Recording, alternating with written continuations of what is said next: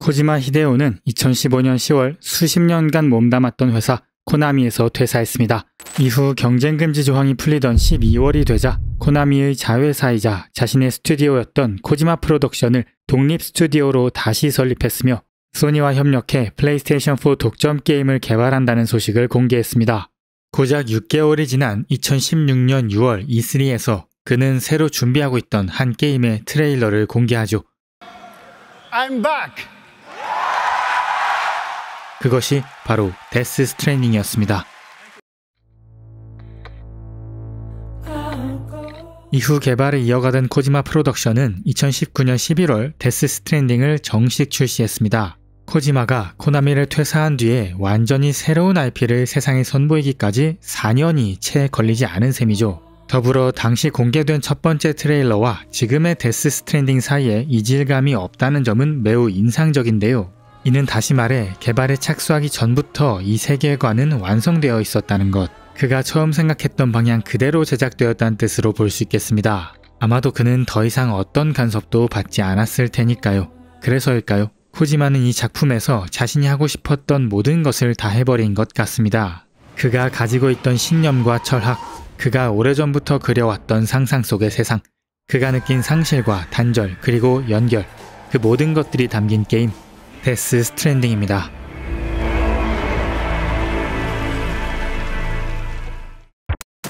이 게임을 처음 플레이할 때 느낀 것은 영화 같은 게임? 영화광으로 알려져 있는 코지마답게 게임을 처음 시작하는 순간부터 영화적 표현이 가득합니다. 마치 영화 제작사처럼 느껴지는 코지마 프로덕션 로고 장면에 이어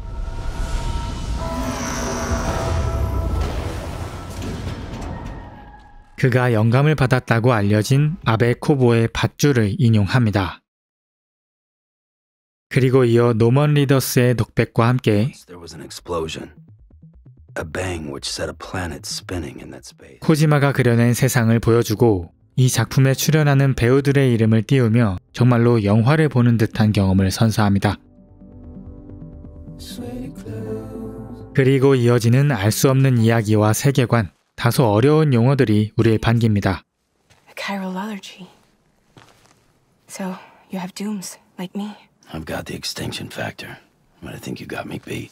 타임폴, 해변, BT, 네크로화, 둠즈, 카와하, UCA, 카이랄. 이렇게 용어들만 봐도 세계관이 얼마나 복잡한지 느껴집니다. 정말로 코지마가 하고 싶은 것을 다 한 느낌이죠. 마치 영화 같은 오프닝 시퀀스는 그가 얼마나 영화를 사랑하는지, 또 이 게임이 얼마나 많은 영화에서 영감을 받았는지 보여주고, 이어지는 어려운 용어와 복잡한 세계관은 코지마가 가진 상상력을 펼치는 배경이 됩니다. 제가 느낀 데스 스트랜딩의 첫인상을 다시 말하자면 조금 난해한 영화 같은 게임이었습니다. 데스 스트랜딩은 많은 키워드로 이루어진 게임입니다. 그렇기 때문에 좀 복잡하기도 하죠. 다소 난해한 세계관, 알 수 없는 용어들로 가득 찬 이 게임은 조금 과장하면 마치 예술병 같은 게임이랄까요? 하지만 가까이 게임을 들여다보면 의외로 매우 직접적인 표현과 키워드를 발견할 수 있습니다. 그가 코나미를 퇴사하면서 느낀 고독과 상실, 단절, 그래서인지 그는 이 게임을 제작하는 데 있어 연결을 강조합니다. 그렇습니다. 이 게임의 핵심 키워드는 연결입니다. 우리는 샘이라는 주인공이 되어 각 지역을 연결하기도 하고 또 각 지역에 필요한 물건을 배달하기도 합니다. 게임은, 코지마는 계속해서 연결을 강조합니다. 우리가 전설적인 배달부가 되어서 이러한 행위를 하는 이유는 바로 데스 스트랜딩이라는 대재앙이 덮친 미국을 재건하기 위함이죠. 각 지역의 네트워크를 연결해 미국 전역을 복구하는 것입니다. 여기서 또 하나의 키워드가 등장합니다. 스트랜드. 스트랜드는 앞선 연결과 달리 중의적인 표현으로 사용됩니다. 연결을 뜻하는 밧줄, 끈이란 의미가 되기도 하지만 단절을 은유하는 듯한 좌초의 의미가 되기도 합니다. 즉, 데스 스트랜딩이라는 대재앙이 수많은 사람들을 좌초시켰고 그들은 그렇게 고립되고 단절되었습니다. 다시 말해 우리가 샘이 되어서 각 지역을 연결하는 행위는 비단 네트워크 통신만을 의미하는 게 아닙니다. 대재앙으로 인해 고립된 수많은 사람들을 연결하는 행위인 거죠. 사실 엔딩을 본 지금도 모든 개념을 명확하게 설명하긴 어렵습니다. 하지만 어렵다고 게임을 즐기지 못하는 것은 아닙니다. 다소 난해한 이 게임에서 이야기하는 모든 요소를 하나하나 정확하게 이해해야 할 필요는 없습니다. 하나의 작품을 바라보는 여러 개의 시각은 모두 다르니까요. 게임을 즐기고 자신만의 해석을 가지는 것으로 충분합니다. Could use a man like you. 데스 스트랜딩은 또 하나의 큰 특징을 가지고 있죠. 그건 바로 페이셜 캡처. 물론 이 기술은 여타 게임 스튜디오에서도 널리 사용되고 있습니다. 다만 데스 스트랜딩이 조금 특별한 점은 배우의 얼굴과 목소리 모두 게임 속에 그대로 적용했다는 것이죠. 데스 스트랜딩의 모든 캐릭터가 그렇진 않지만 주요 인물들 대부분이 이 경우에 해당합니다. 주인공 샘 포터는 노먼 리더스, 프레자일은 레아 세두, 클리프는 매즈 미켈슨, 마마는 마거릿 컬리, 다이하드맨은 토미 얼 젠킨스, 힉스는 트로이 베이커가 맡았습니다. 다들 아시겠지만 트로이 베이커는 게임 성우계에서 굉장히 유명한 인물이죠. 대표적으로 라스트 오브 어스의 조엘, 언차티드의 세뮤얼 드레이크를 맡았습니다. 물론 앞서 언급했던 노먼 리더스나 매즈 미켈슨, 레아 세두 등 부연 설명이 필요하지 않은 헐리우드 스타들이 참여했다는 점도 인상적입니다. 이 외에도 목소리는 성우가 연기했지만 얼굴만 제공한 경우도 있습니다. 쉐이프 오브 워터, 퍼시픽 림, 파네미로 등으로 유명한 기에르모 델 토로 감독이 데드맨의 얼굴을 맡았고 푸셔와 드라이브로 유명한 니콜라스 빈딩 레픈이 하트맨의 얼굴을 맡았으며 7, 80년대를 휩쓸었다고 알려져 있는 600만 불의 사나이의 소머즈, 린지 와그너가 브리지 스트랜드의 얼굴을 맡았습니다. 물론 페이셜 캡처를 적용한 다른 게임들 많습니다. 하지만 이렇게 많은 등장인물에 적용한 경우는 흔치 않습니다. 특히나 유명한 영화 배우들과 감독들을 데리고 말이죠. 그래서인지 데스 스트랜딩이 더 영화와 같은 경험을 주는 것 같습니다. 그리고 이렇게 출연한 배우들만 봐도 코지마가 얼마나 영화광인지 다시 한번 느껴지는 부분이죠. 메탈기어 시리즈로 전략 잠입 액션 장르를 개척한 것처럼 코지마는 또다시 새로운 장르를 개척했습니다. 먼저 코지마의 말에 따르면 데스 스트랜딩을 소셜 스트랜드 시스템 장르라고 부르고 있습니다. 이게 뭔 소리지 싶은데요. 조금 풀어서 말해보자면 연결을 통해 사회와 시스템을 구축하는 장르? 저도 무슨 말을 하고 있는지 모르겠네요. 나 이 게임 엔딩 봤는데. 아무튼 이 전례 없는 택배 운송 장르는 아직까지 많은 게이머들에게 다소 난해하게 느껴집니다. 저뿐만 아니라 게임을 즐긴 다른 사람들의 평을 보면 왜 재밌는지 모르겠지만 계속 즐기고 있다라는 후기가 많습니다. 그만큼 무슨 장르인지 감을 잡기 어려운 게임이라는 것인데 역설적으로 그 안에서 재미를 느끼고 있다는 것이죠. 어느새 돌아보면 꾸역꾸역 험난한 지형을 개척해왔고 물건을 배달했고 네트워크를 연결하고 국도를 깔고 짚라인을 연결하고 게임 속 많은 것들을 즐기고 있는 나 자신을 발견하게 됩니다. 퇴근하고 게임을 즐기는 입장에서 볼 때 데스 스트랜딩은 다시 출근을 하는 그런 느낌을 줍니다. 게임에 접속해 배송해야 할 의뢰를 확인하고 의뢰의 목적지와 경로를 확인해 그에 맞는 장비를 준비합니다. 그리고 짐을 모두 짊어지고 한 발 한 발 필드를 향해 나아갑니다. 그렇게 나간 필드에선 험난한 지형이 우리를 반기고 뮬과 BT라는 적대적 세력이 우리를 괴롭힙니다. 그렇게 고생한 끝에 목적지에 도달하고 물건을 납품하고 네트워크를 연결하죠. 여기서 오는 성취감, 뿌듯함, 이런 감정들이 아마도 게임을 계속하게 만드는 원동력인 것 같습니다.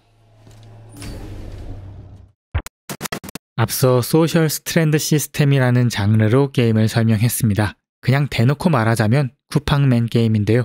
이런 드넓은 오픈필드에서 혼자 묵묵히 배송을 하고 있다 보면 간혹 고독함, 외로움 이런 감정이 느껴질 겁니다. 이 점을 해소해주는 시스템이 바로 비동기식 멀티플레이입니다. 게임 중 필드에서 다른 유저들을 만날 수는 없지만 다른 유저들이 자신의 필드에서 제작한 것들이 나의 필드에 나타나며 반대로 내가 제작한 구조물과 장비가 다른 유저의 필드에 나타날 수도 있죠. 이렇게 실시간 멀티플레이는 아니지만 비동기로 진행되는 방식을 통해 우리는 또 다른 연결을 이뤄냅니다. 코지마가 강조하는 그 연결 말이죠. 의뢰를 받고 배송을 시작할 때 또는 목적지에 도착할 때 이렇게 다른 사람들의 응원이 느껴지기도 하고 험난한 길을 헤쳐나가던 와중 발견한 다른 유저의 구조물은 사막에서 만난 오아시스와 같은 기쁨을 선사합니다. 좋아요를 누르지 않을 수가 없는 거죠. 구조물이 없을 때 좋아요와 같은 버튼을 눌러보면 드넓게 텅 빈 필드에 소리를 지르는 샘을 볼 수 있는데요.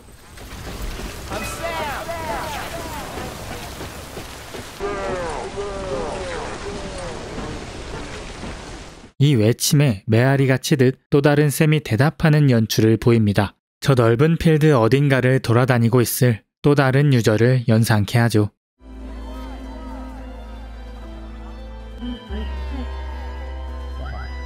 이 외침은 캐처와 전투를 할 때도 유용합니다. 캐처와 전투 중에 무기나 혈액팩을 모두 소진하면 우리는 더 이상 캐처의 체력을 깎을 수 없게 될 건데요. 바로 이때 외침을 사용하면 이런 개비스콘 같은 캐릭터들이 나타나는데 이 개비스콘맨들은 우리에게 혈액팩과 무기를 던져주고 응원까지 합니다. 마치 다른 유저들이 나를 도와주는 것 같은 느낌이 들곤 하죠. 이런 식으로 데스 스트랜딩은 분명 혼자 진행하는 게임이지만 절대 혼자 한다는 느낌을 주지 않습니다. 아니, 주지 않으려고 노력하는 것 같습니다. 코지마 히데오가 코나미를 퇴사하면서 느꼈을 감정, 고독과 단절, 그리고 다시 연결, 이러한 것들이 게임에 녹아 있는 거죠. 코지마는 게임 속 스토리에서뿐만 아니라 게임 밖에 있는 유저들 간의 연결에도 주목한 것입니다. 그렇다면 계속해서 연결을 강조하는 이유는 뭘까요? 그건 아마 코지마 본인이 느꼈던 개인적인 경험 때문일 겁니다. 2015년 코나미를 퇴사한 것은 코지마에게 굉장히 큰 사건이었습니다. 스스로도 모든 것을 잃은 느낌이었다고 말했을 정도니까요. 이렇게 그가 겪은 큰 상실은 그에게 새로운 영감을 주었고 상실과 단절, 그로 인해 그는 연결이라는 메시지에 주목하게 됩니다. 게임 속 세상은 데스 스트랜딩이라는 큰 재앙을 만나 좌초됩니다. 이는 코나미를 퇴사한 코지마의 상황을 연상케 합니다. 또 게임 속에서는 타임폴이라는 시간을 가속화하는 빛방울로 인해 대부분의 사람들이 지하에 살고 있어 땅 위에서는 사람을 찾을 수 없습니다. 그만큼 월드는 굉장히 고독하고 쓸쓸한 느낌이 드는데요. 이 역시도 상실과 단절을 느낀 코지마의 감정에서 비롯된 것으로 보입니다. 게임 인트로에서는 아베 코보의 단편 소설을 인용합니다. 이 문구에서 핵심 키워드는 끈과 막대기죠. 막대기는 인간이 처음으로 발명한 도구로 나쁜 것을 멀리하기 위함이었다고 표현합니다. 코지마는 2016년 E3에서 이렇게 말합니다. 대부분의 액션 게임들이 막대기를 사용한다. 주먹을 날리고 총을 쏘는 등의 행위, 항상 이 막대기를 통해 커뮤니케이션하고 있다. 그러나 데스 스트랜딩에서는 막대기보다 끈을 사용해 사람들이 연결되기를 원한다. 물론 여러분은 막대기도 사용할 수 있다. 그가 이렇게 표현한 만큼 게임 속에서 무력 행위는 제한되고 있습니다. 특히나 사람을 해하는 것은 매우 큰 페널티를 안겨줍니다. 사람이 죽으면 네크로화가 진행되고 이 네크로화로 인해 시체는 BT가 되며 BT가 사람을 잡아먹을 경우 거대한 폭발, 보이드아웃이 발생합니다. 이 보이드아웃으로 인해 지형이 파괴되기 때문에 물건을 배송해야 하는 플레이어에게는 큰 페널티가 되기도 합니다. 이것을 방지하려면 시간 내에 시체를 소각장으로 옮겨야만 합니다. 그래서인지 게임 속에서는 비살상 무기들이 존재합니다. 고무탄이 들어있는 비살상 라이플부터 그저 적을 제압하기만 하는 무기, 그리고 적을 기절시킬 수 있는 스트랜드라는 장비까지. 이 스트랜드는 코지마가 강조한 끈의 형태이기도 하죠. 이렇게 우리는 게임 속의 다양한 시스템과 설정을 통해 코지마 히데오의 철학과 개인적인 경험을 느낄 수 있습니다. 어째서인지 저는 데스 스트랜딩의 그 어떤 스포일러에도 노출되지 않았습니다. 출시된 지 무려 5년도 넘은 게임인데 말이죠. 그래서인지 이 게임에 대한 사전 지식이 전혀 없었습니다. 그저 쿠팡맨 같은 게임이다 또는 시네마틱이 너무 많다 이 정도 표현만 알고 있었죠. 그래서 더욱더 이 게임에 액션을 기대하진 않았습니다. 그런데 웬걸 게임 속 액션 파트는 기대 이상이었습니다. 계속되는 시네마틱과 배송 임무로 인해 다소 지루함을 느끼려고 할 때쯤 아주 적절한 타이밍에 마침내 전투의 순간이 찾아왔습니다. So how about it? Aren't you getting tired of the grind? Isn't this what you've been waiting for this whole time?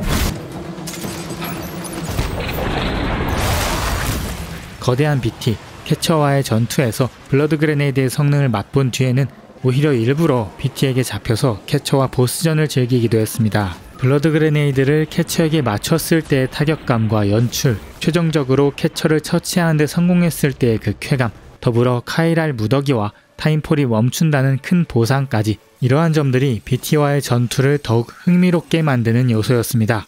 또 중반 이후 얻게 되는 어설트 라이플이나 런처 등의 현대 무기는 그 손맛이 굉장히 뛰어나서 전투의 재미를 한층 더 높여줍니다. 저는 정말 이렇게까지 손맛이 좋을 줄 몰랐습니다. 듀얼센스로 전해지는 총기의 타격감은 조금 과장하면 웬만한 FPS 게임 부럽지 않았습니다. 그 무렵 뒤늦게 저는 이런 생각이 들었습니다. 아, 이 사람 메탈 기어 만들던 사람이잖아. 오프닝 시퀀스가 끝나고 처음으로 배송을 출발하던 순간 저는 그때를 잊을 수 없습니다. 드넓게 펼쳐진 오픈필드는 저에게 고독함을 주었지만 대자연이 주는 감각은 경외감에 가까웠습니다. 거기에 절묘한 타이밍에 나오는 OST까지 저는 정말 신선하고 감성적인 경험을 받았습니다. 특히 첫 배송을 하던 순간에 나온 Don't Be So Serious와 시신을 메고 소각장으로 출발했던 세 번째 배송에서의 본즈.